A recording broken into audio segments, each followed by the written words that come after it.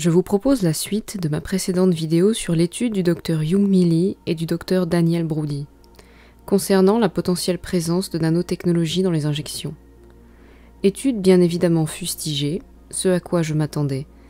Cependant, je ne m'attendais pas à ce que l'auteur de la vidéo, le Dr John Campbell, la supprime, par doute de sa solidité scientifique.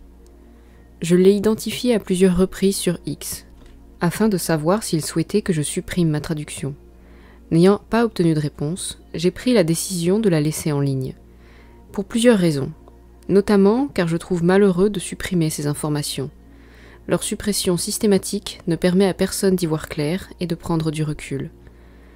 En effet, ces études et observations faisant état de potentielles nanotechnologies à l'intérieur des injections sont majoritairement balayées d'un simple revers de la main, ridiculisées, leurs auteurs sont copieusement insultés et on débouche sur l'éternel « circuler, il n'y a rien à voir ». Mais revenons à l'article de Lee et Brody. On leur a reproché de ne pas être qualifiés, avançant qu'une gynécologue et qu'un linguiste n'avaient aucune compétence pour tirer de telles conclusions. Lee s'en explique dans une interview réalisée par le docteur Anna Mialcea, qui fait aujourd'hui partie de ceux qui ont le plus creusé la question des nanotechnologies dans les injections. Gynécologue travaillant dans une clinique et membre de Korea Veritas Doctors for COVID-19, ou les médecins de Corée pour la vérité sur le Covid-19, Lee a tiré la sonnette d'alarme en constatant une augmentation flagrante de diverses maladies à la suite du début des campagnes d'injection. Saignement utérin, problèmes cardiaques, bref, la même chose que chez nous. Vous vous en douterez, quand elle a essayé de contacter la presse ou de faire passer le message sur Internet ou sur YouTube, elle a immédiatement été censurée. Elle a donc porté plainte contre le gouvernement coréen et ses agences de régulation. Au bout d'un an, le tribunal a statué sur un non-lieu. Si ce qu'elle avançait était réellement aussi stupide et faux, il n'y aurait pas eu de non-lieu. Elle aurait simplement perdu son procès. C'est à ce moment-là qu'elle a décidé d'écrire un article pour faire passer le message à l'international. Ayant un anglais limité, c'est là qu'elle a fait appel à Daniel Brody pour l'aider à rédiger son article. Daniel Brody, qui plus est, avait déjà rédigé plusieurs articles sur le sujet du totalitarisme et des nanotechnologies. Maintenant que la lumière est faite sur pourquoi diable une gynécologue et un linguiste ont-ils donc mené une étude sur la composition des injections, nous allons pouvoir passer à la suite. Mais avant, un petit commentaire. En effet, il est quand même hallucinant d'en arriver à se poser de telles questions. Pourquoi ne connaissons-nous toujours pas le contenu exact des fioles? Pourquoi certains lots se sont-ils avérés plus dangereux que d'autres, comme cela a été démontré à maintes reprises? Pourquoi les organismes de régulation n'ont-ils pas mené ces études? Pourquoi les campagnes d'injection et la réponse à ce qui a été censé être un problème sanitaire s'est-il fini en conseil de défense et avec d'autres institutions militaires dans différents pays? Les réponses sont plus ou moins claires, mais je réitère ce que j'ai dit dans ma précédente vidéo. Si ceux qui critiquaient les observations de nanotechnologie dans les injections passaient plus de temps à prendre des microscopes pour analyser leur contenu, on avancerait quand même plus vite. Malheureusement, ça n'a pas l'air d'être au programme. Une toute nouvelle étude utilisant un microscope extrêmement puissant a examiné le contenu de 4 vaccins Covid différents. Dans cette étude, les auteurs affirment avoir trouvé des nanostructures artificielles, qu'ils qualifient de nanostructures auto-assemblées, qui ressemblent à ceci. Ces nanostructures n'ont été trouvées que dans les vaccins contenant de l'ARNM, et leurs formes vont des cristaux aux nanotubes en passant par les filaments et les spirales. Nous avons constaté que la forme de ces structures changeait avec le temps et qu'elles réagissaient particulièrement aux champs électromagnétiques externes. Mais avant de s'enthousiasmer, cette étude pose de sérieux problèmes. Tout d'abord, il n'y a pas d'enregistrement ORCID accessible au public pour cette chercheuse, de sorte que nous ne savons pas si elle a publié quoi que ce soit dans le passé, ni quelle formation elle a reçue. Ensuite, elle est gynécologue, et bien que cela ne soit pas nécessairement un problème, nous voulons vraiment que cette étude soit réalisée par des biologistes moléculaires qui disposent des ressources et des outils nécessaires pour s'assurer de la validité de l'étude. Ensuite, le laboratoire n'est enregistré nulle part à ma connaissance et nous n'avons donc aucun moyen de savoir s'il s'agit d'un environnement stérile. Cela signifie que les choses que nous observons ici pourraient simplement être des artefacts. L'introduction revient sur les critiques qui ont été faites à l'étude. Concernant le numéro ORCID du Dr Young-Mi Lee et la localisation du laboratoire, je lui ai envoyé un email, auquel elle a répondu en moins de 24 heures. Son numéro Orchid est bien référencé. Elle m'a dit l'avoir créé il y a quelques semaines pour la crédibilité de l'étude. L'adresse du laboratoire, quant à elle, visait à brouiller les pistes. Comme elle le précise dans son interview, il fallait être très prudent, car le gouvernement et les agences de régulation coréennes traçaient les mouvements des fioles. En obtenir à des fins d'analyse a donc été, d'après elle, quasiment mission impossible. Comme le souligne l'auteur de la vidéo, il faut effectivement garder la tête froide face à n'importe quelle affirmation scientifique. Il est d'ailleurs intéressant de souligner qu'une réponse à l'étude de Lee et Brody a été faite par Anna Ulrich, une biochimiste allemande. Pour elle, circuler, il n'y a rien à voir, pas de nanotechnologie, que de la protéine spike et des cristaux de cholestérol. Ou non. Attendez. Quand même, il y a quelque chose à voir, mais d'après elle, ce ne sont que des problèmes mineurs. Tamara Tuminen, une biologiste finlandaise, a répondu à son tour à Anna Ulrich. Je cite. « Ce raisonnement, celui d'Ulrich, n'exclut pas la présence d'impuretés mineures, qui ont été détectées par des techniques d'analyse très sensibles, comme l'ont également noté Lee et Brody. » Tuminen commente. Comment l'auteur sait-elle que les impuretés sont mineures? Selon quelle logique est-il raisonnable de supposer que 10 000 milliards de nanoparticules préparées synthétiquement, qui impliquent quelque chose qui ressemble beaucoup au type de nanotechnologie qui, selon Ulrich, ne peut être déduit des entités étranges documentées dans la recherche fiable et entièrement cohérente de Lee et Brody, sont sûres et efficaces? Comment savons-nous qu'elles ne sont pas excessivement nocives? Ulrich affirme qu'elle n'a pas réalisé d'études expérimentales sur le contenu des injections. Fin de citation. Encore une fois, on constate que ceux qui disent qu'il n'y a rien à voir n'ont pas pris la peine de faire le travail d'analyse des fioles. Tuminen conclut ce paragraphe. De plus, l'explication qu'elle fournit pour expliquer comment les 10 000 milliards de chevaux de Troie introduits clandestinement dans les cellules du corps, qui contiennent tous des nanomatériaux toxiques, peuvent rester inoffensifs est loin d'être rassurante. Ulrich se contredit d'ailleurs plusieurs fois. Elle affirme à la fois que ce sont des impuretés mineures, mais affirme plus loin que bien que les fameuses nanoparticules lipidiques ne soient pas toxiques, ce qu'elle rejette est effectivement bien toxique. Cherchez l'erreur. Elle finit par dire que leur activité cytotoxique, toxicité potentielle d'un agent chimique pour la cellule, peut être évaluée, comme c'est le cas pour d'autres produits pharmaceutiques traditionnels. Alors premièrement, non, ce ne sont pas des produits pharmaceutiques traditionnels. Cependant, oui, ils peuvent être évalués. Encore faudrait-il savoir quels sont-ils réellement, et pour ça, il faudrait que des gens possédant des moyens financiers et du matériel de pointe analysent le contenu des fioles. Pour ce faire, Tuminen invite Ulrich à se rapprocher de Lee et Brody afin de collaborer pour, je cite, « aider à découvrir comment se fait-il qu'au moins certaines de ces étranges structures auto-assemblées semblent réagir à l'exposition à des champs électromagnétiques. » Et pendant que j'écris cette vidéo, nouveau coup de théâtre. C'est au tour de Lee et Brody de répondre directement à Ulrich, dans un article de 13 pages publié le 17 septembre. Ils ouvrent leur article avec une citation du professeur Jan Akildis, pionnier dans le domaine de l'IOBNT, définition que nous verrons plus tard. And then here, into another bio-nano things, these are for the health applications. I did also a lot of research on that the last 15 years. Bio-nanoscale machines, but these are for the, injecting into the body and always monitoring the health problems. And that is also really going really well, like with these COVID vaccines, it's going that direction. These mRNAs are nothing than small-scale, nanoscale machines, right? They are programmed and they're injected. And then into another nanoscale things. So those will be part of 7G and beyond. Je vous laisse vous asseoir un peu sur les affirmations de cet homme. Tout au long de leur article, ils répondent à Ulrich, en commençant par la remercier chaleureusement de sa réponse. Ils persistent et signent. Pour eux, il y a bien une potentielle présence de nanotechnologie à l'intérieur des injections. Ils expriment leur désaccord avec l'analyse d'Ulrich. Je précise qu'Ulrich présuppose que ce que Pfizer et Moderna disent de leurs produits, ce qu'ils contiennent et comment ils sont censés fonctionner, est nécessairement vrai. Je ne rentrerai pas dans tous les détails, l'article est court, je vous laisserai le lire. Cependant, il est important de mentionner que dans leur réponse, ils précisent qu'Ulrich a totalement ignoré les interactions entre les objets observés et les champs électromagnétiques. Je cite.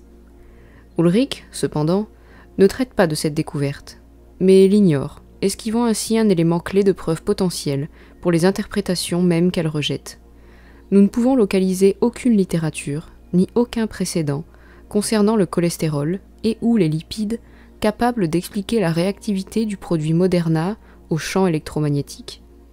Il conclut le paragraphe en disant que les preuves qui ne soutiennent pas l'interprétation d'Ulrich ont été ignorées, ce qui est un grand classique. Loin d'être dogmatiques dans leur posture, ils cherchent justement à collaborer, afin d'obtenir des réponses. Je cite. « Parce que nous travaillons dans des disciplines divergentes et admettons que l'histoire de la nanotechnologie injectable au service d'un nouveau paradigme de réseautage basé sur l'humain semble relever de la fiction fantastique, nous pensons toujours qu'il est imprudent d'ignorer cette volumineuse littérature scientifique. Car effectivement, comme nous allons le voir, cela ne sort pas du chapeau de ceux qui ont analysé le contenu des fioles. Mais on pourrait en rester là, si et seulement s'ils avaient été les uniques chercheurs à observer ce genre de phénomène. Poursuivons avec la traduction. Cela étant, même si je ne suis pas un scientifique, je pense qu'il faut être très prudent face à ces résultats. Mais même si nous découvrons que l'étude est fausse, vous ne savez peut-être pas qu'il existe de nombreux autres témoignages. Nous parlons de plus de 40 ou 50 témoignages individuels de scientifiques ayant une véritable expertise dans le domaine qui ont trouvé quelque chose de très similaire. Ils ont trouvé des nanostructures 3D dans les vaccins et certains auteurs ont spéculé ou dit qu'elles ressemblaient beaucoup à des nanofibres de carbone et qu'il pourrait s'agir d'oxyde de graphène.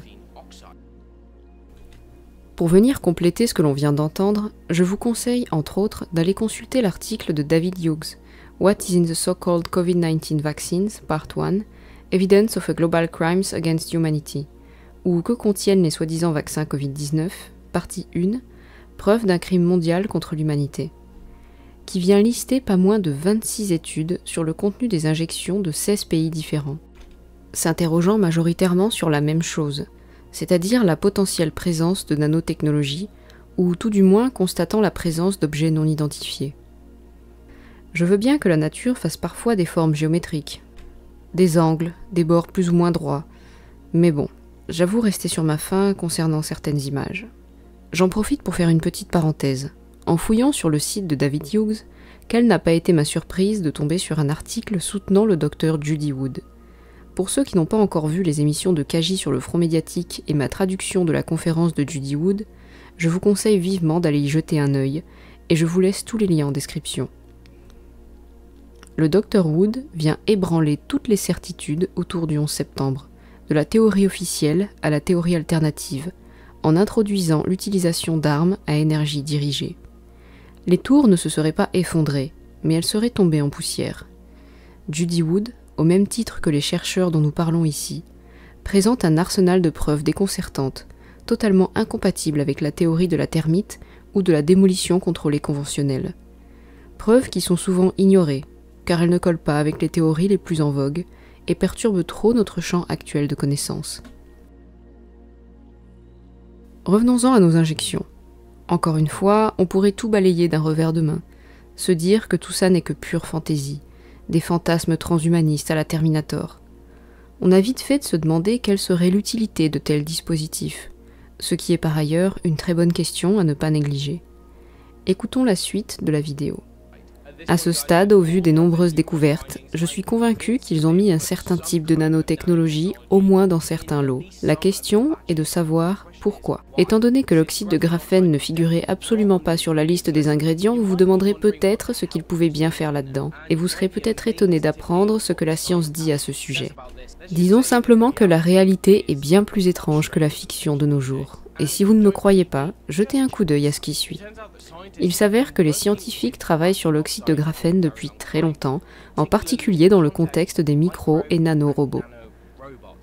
Vous vous demandez peut-être ce que sont les micro-robots et les nanorobots.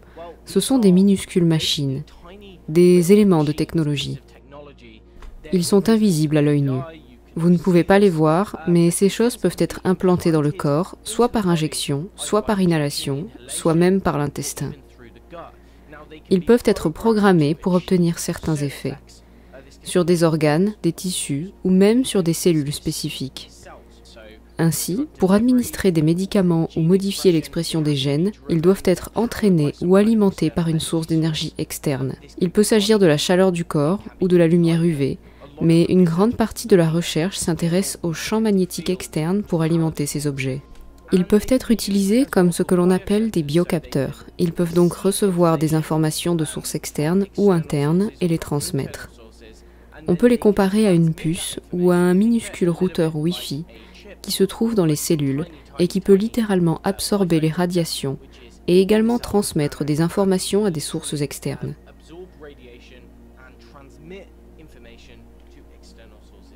À ce sujet, vous pouvez voir dans cet article que ces chercheurs ont récemment mis au point une sonde télécommandée capable de cibler des cellules spécifiques.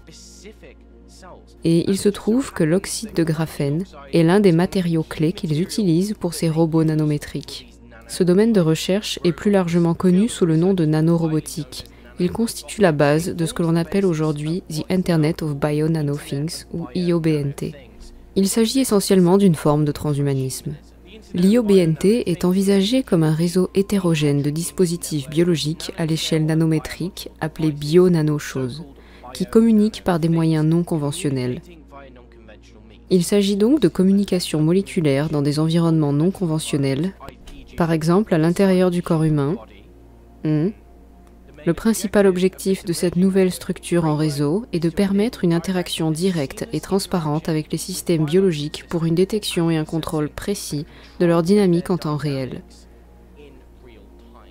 Cela signifie utiliser des nanorobots pour contrôler les systèmes vivants, c'est-à-dire le corps humain. Bien sûr, cette nouvelle frontière technologique a été présentée comme une percée médicale qui révolutionnera le traitement des maladies chroniques. Cependant, il est important de comprendre que cette technologie n'a pas seulement suscité l'intérêt du monde médical. En fait, les principaux acteurs qui financent cette recherche sont notamment la DARPA et d'autres agences de renseignement militaires. En fait, ils en parlent depuis des années. En 2006, un livre a été publié sous le titre de « Nanotechnologie militaire, application potentielle pour le contrôle préventif des armes ». Voyons ce qu'ils disent. Il y a une section ici, 4, 3, 6, sur les opérations contre les systèmes biologiques et les humains. Les systèmes vivants peuvent donc être influencés, endommagés ou tués à l'aide de la nanotechnologie militaire par différents mécanismes. Il parle des différentes façons dont ils peuvent potentiellement employer ce type de technologie contre les êtres humains. On a donc l'impression qu'il s'agit d'un contexte d'opposants militaires. Cependant, nous savons qu'ils utilisent probablement cette technologie contre la population générale. De nouvelles actions de l'extérieur par des amas de petits systèmes, obstruction du nez et de la bouche, couverture des yeux et du visage, blocage mécanique des doigts, des bras, des jambes, création de couches glissantes sur le sol. D'accord, vous pouvez voir comment cela peut être utilisé pendant la guerre. Maintenant ceci, les agents chimiques ou biologiques traditionnels ou nouveaux, y compris l'application par injection. Intéressant. Pénétration dans le corps humain par action microscopique. Dans les organes, dommages mécaniques, obstruction des artères, induction de leur contraction. Ensuite, il est même question des cellules elles-mêmes. Dans les cellules, la modification du métabolisme ou de l'ADN dans les cellules nerveuses et le cerveau. Interférence avec la perception, la pensée ou l'activité motrice. Le contrôle de l'humeur générale, les sensations de douleur. Le contrôle de la pensée.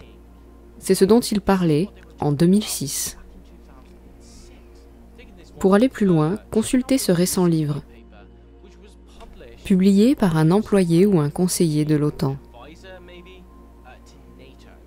Il s'appelle la guerre cognitive. Il parle de cette nouvelle frontière de la guerre, qui comprend l'utilisation des nanotechnologies. Je précise pour ceux qui l'ont manqué que j'ai entièrement traduit ce rapport de l'OTAN en octobre 2021, en même temps qu'une conférence de James Giordano intitulée « La guerre cognitive contre les peuples ». En complément, Joe Masso a récemment traduit une conférence du Dr Charles Morgan, Guerre et neurobiologie. Comme d'habitude, vous trouverez tous les liens dans la description. L'utilisation des neurosciences et de la technologie pour obtenir des effets militaires n'est pas nouvelle, mais la révolution et la convergence des nanotechnologies, des biotechnologies, des technologies de l'information et des sciences cognitives, y compris le progrès de la génomique, offrent la possibilité de développer des technologies à double usage. Selon lui, il existe un large éventail d'applications militaires telles que l'amélioration des performances des soldats. Ils veulent créer des super soldats augmentés. Nous savons que c'est ce qu'ils veulent faire. Le développement de nouvelles armes, telles que les armes à énergie dirigée, a déjà fait l'objet de discussions. Des armes à énergie dirigée? Je croyais que ça aussi c'était de la science-fiction. Là aussi, vous seriez étonné de l'interminable liste de brevets et d'études, ainsi que les milliards alloués à ce sujet. Mais ce sera peut-être l'objet d'une prochaine vidéo. L'utilisation des neurosciences et de la technologie à des fins militaires et de renseignement est réaliste et représente une préoccupation claire et actuelle. Ils le font déjà.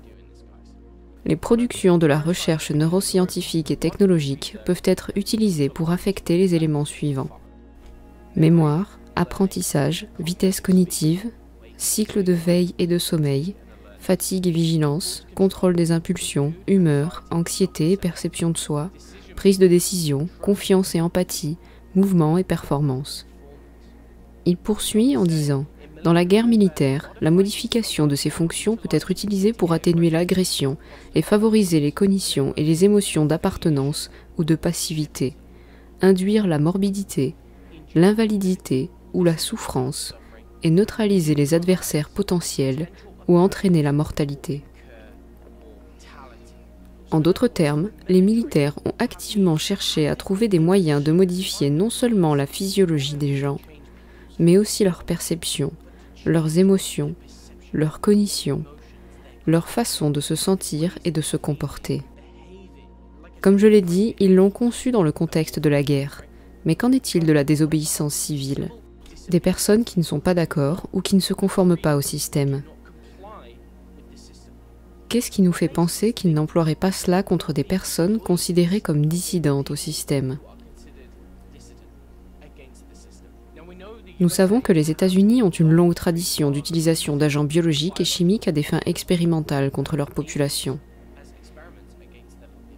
C'est factuel. Nous savons également qu'ils ont accès depuis longtemps à la technologie des champs électromagnétiques. Cette technologie peut être utilisée, et l'a probablement déjà été, contre la population pour diverses raisons dans le passé. Et nous voyons que les scientifiques ont travaillé sur ces types de nanorobots, dont nous savons qu'ils peuvent avoir un effet sur la fonction cellulaire, qui peuvent libérer des médicaments, des hormones, affecter des systèmes de neurotransmetteurs, qui peuvent potentiellement cibler des régions spécifiques, des cellules spécifiques. Comment savoir qu'ils ne vont pas cibler des régions spécifiques du cerveau? Nous savons que ces trucs existent déjà. Nous savons que des études ont été menées sur les sondes de contrôle à distance. Il est possible d'exposer ces sondes à un champ électromagnétique externe et de régir ou de diriger leurs fonctions à l'intérieur du corps. C'est de la pure folie. Il ne s'agit donc pas d'une simple conspiration, c'est à la pointe de la recherche scientifique. Il faut juste savoir où chercher. Nous savons que le complexe militaro-industriel a financé ces recherches. Ils ont cherché à savoir comment mettre cela en œuvre dans le contexte de la guerre. Mais si nous mettons les deux ensemble, et si nous tenons compte de toutes les preuves abondantes que ces nanostructures ont été trouvées dans les vaccins, que cette nouvelle étude soit complètement fausse ou non, nous savons qu'il y a de nombreux autres cliniciens, scientifiques, médecins, qui ont fait des expériences similaires et ont trouvé des choses similaires. Ils ont supposé qu'il s'agissait probablement d'oxyde de graphène, et nous savons aussi que l'oxyde de graphène est utilisé pour les nanorobots. Il est utilisé comme semi-conducteur, ou fait partie de la structure de ces nanorobots pour les rendre conducteurs et leur permettre de recevoir et de transmettre des informations. Si nous prenons tous ces éléments en compte, je ne pense pas qu'il soit exagéré d'envisager la possibilité qu'à un moment donné, dans certains lots, ils aient implanté cette technologie et qu'elle soit utilisée comme une sorte d'expérience. Bon, c'est bien beau, mais tout ça, c'est aux États-Unis. Qu'en est-il de l'Europe et de la France? Eh bien, là aussi, vous avez une flopée de brevets, tous plus délirants les uns que les autres. Je remercie beaucoup Guillaume qui a accepté de partager une partie des recherches de son collectif Soignants Militants que vous pouvez retrouver sur Twitter. Écoutons-le à ce sujet. Oui, merci Jeanne de t'intéresser à nos travaux. C'est des recherches menées par le groupe Les Soignants Militants. Ça fait 3-4 ans qu'on s'intéresse à ce qui se passe là dans le monde autour de ces injections Covid pour essayer de comprendre ce qui se passe. Et assez rapidement, on a été alerté par des gens qui regardaient dans les microscopes et par ceux qui fouillaient dans la bibliographie scientifique et qui sont tombés sur ce qu'on appelle IOBNT, Internet of Bio-Nanothings. Et ce qui est le plus choquant, en fait, c'est qu'il y a pas mal de gens qui veulent absolument pas parler de ce sujet de IOBNT. Et c'est tellement partout et c'est tellement compréhensible que ça sera le marché de la santé connectée de demain que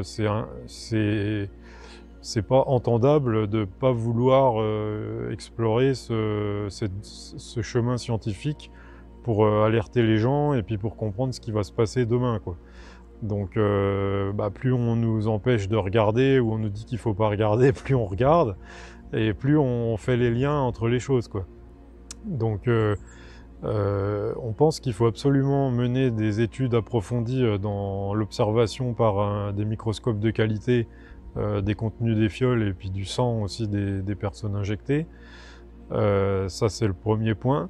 Et puis il faut continuer de creuser dans la bibliographie pour arriver à faire les rapprochements nécessaires et peut-être arriver à la conclusion qu'en fait on est dans des périodes où on teste massivement sur les populations des nouvelles technologies futures qui sont beaucoup plus avancées que ce que les gens peuvent imaginer. Donc l'objet, en fait, c'est de pouvoir à terme connecter des êtres biologiques à l'Internet pour pouvoir les monitorer. Donc pour en arriver là, il faut quand même passer des étapes et il faut tester les systèmes sur des gens. Donc on n'a pas la certitude que c'est ce qui s'est passé et que c'est en cours, mais il y a beaucoup d'informations qui nous amènent à au moins caresser l'hypothèse. Donc c'est de ça dont il faut parler et je vais donner là tout de suite quelques éléments concrets. Donc ce que je voulais vous montrer, c'est que quand on cherche 5 minutes sur internet, il y a énormément de choses à trouver autour de Cordis Europa, lié à la Commission européenne. Par exemple, là vous avez un document qui explique qu'avec une date de démarrage au 1er mars 2021, on va chercher comment connecter sans fil le cerveau humain avec les machines. Donc quand on vous dit qu'il y a une réelle volonté de connecter l'homme à l'internet, c'est pas du délire de complotiste. Il y a de l'argent public aujourd'hui qui est utilisé pour arriver à ces objectifs. Et vous pouvez chercher, vous allez trouver beaucoup de bourses de recherche allouées à des scientifiques souvent regroupés en équipe mondiale pour avancer dans ces voies de connecter l'homme à Internet. Donc fouillez sur Cordis Europa. Ensuite, là on a un document PubMed NIH qui expliquait en fait qu'il fallait faire une vaccination de masse pour lutter contre la Covid-19 et il donnait des idées. Et là vous pouvez lire les adjuvants du vaccin Covid-19 peuvent être choisis parmi les liposomes ou d'autres types de nanomatériaux composés par exemple d'oxyde de graphène, de nanotubes de carbone, de micelles, d'exosomes, de vésicules membranaires, de polymères ou de nanomatériaux métalliques. Donc il y a beaucoup de personnes effectivement qui parlent de graphène ou d'oxyde de graphène actuellement dans la résistance. Donc il y a un petit peu une guéguerre entre les différents groupes. Sauf que je veux juste vous montrer que cette histoire de graphène là, elle sort pas du cerveau malade d'un complotiste. En fait, quand vous cherchez dans les documents scientifiques, notamment ceux liés autour de Internet of Bio-Nanothings, vous retrouvez énormément cette notion de graphène. Et je vais vous expliquer pourquoi. Parce qu'en fait, là où on a un autre document, par exemple, nanocomposite d'oxyde de graphène magnétique pour la sélection et la séparation des ARNM. Donc, d'après ce qu'on nous a dit, on injecte des nanoparticules lipidiques dans les gens qui véhiculent de l'ARNM, qui vont ensuite être lus par les ribosomes pour s'exprimer en protéines spike.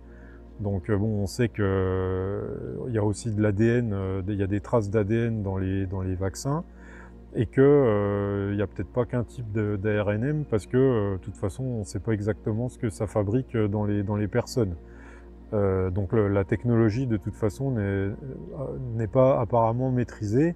En tout cas, c'est ce qu'on nous raconte.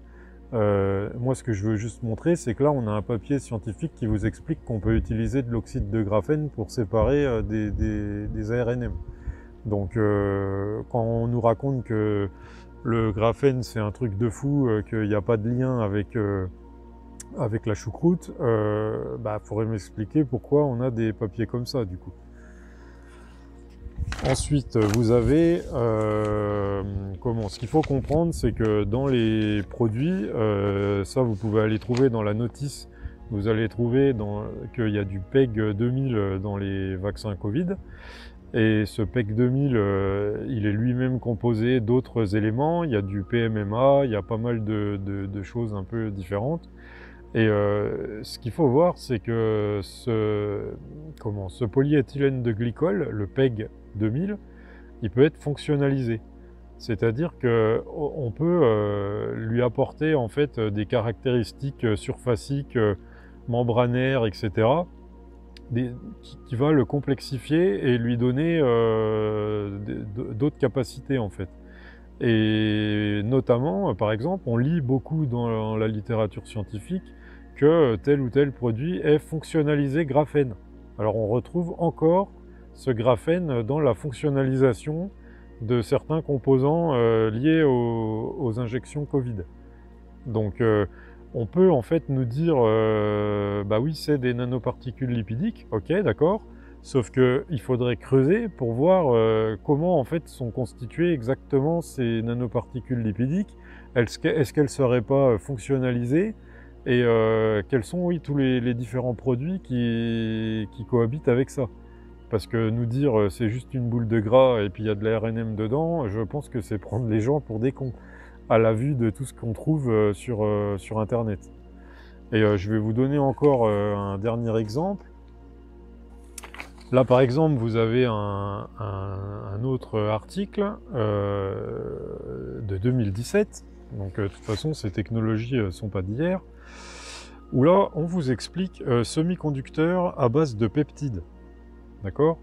Donc, les peptides, c'est des assemblages d'acides aminés. Les peptides rentrent dans la composition des protéines. Donc, sans être un grand spécialiste international, je comprends bien qu'on peut, à partir d'un code ARNM, hacker le ribosome en lui faisant produire des protéines, donc des semi-conducteurs peptidiques auto-assemblés peuvent très bien potentiellement sortir du code source qu'a donné l'ARNM au ribosome. Donc je pense qu'on peut faire à des corps humains beaucoup de choses, et c'est ça que les gens ont du mal à appréhender et à comprendre, c'est que en fait on vous injecte des codes sources qui vont pouvoir utiliser l'ingénierie de vos corps pour déployer tout un tas de structures.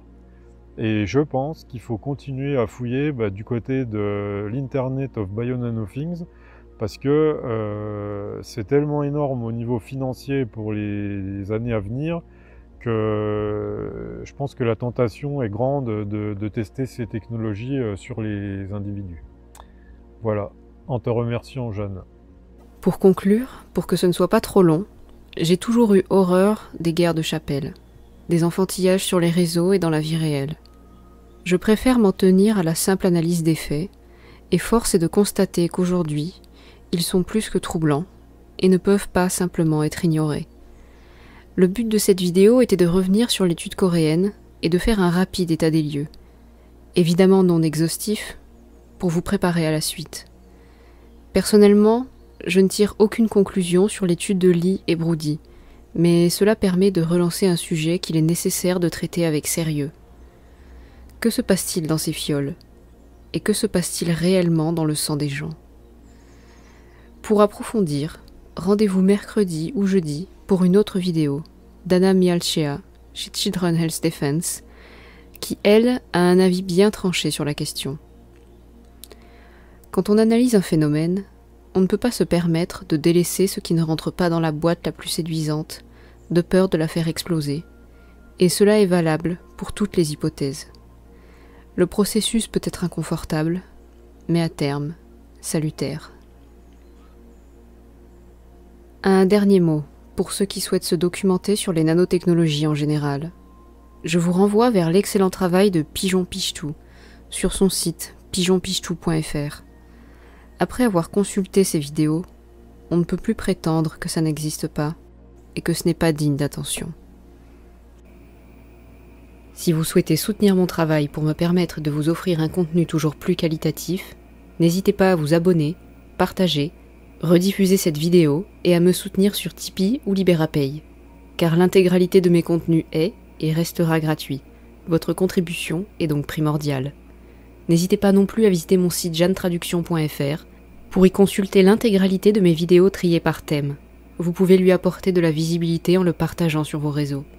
Merci à tous et à très bientôt.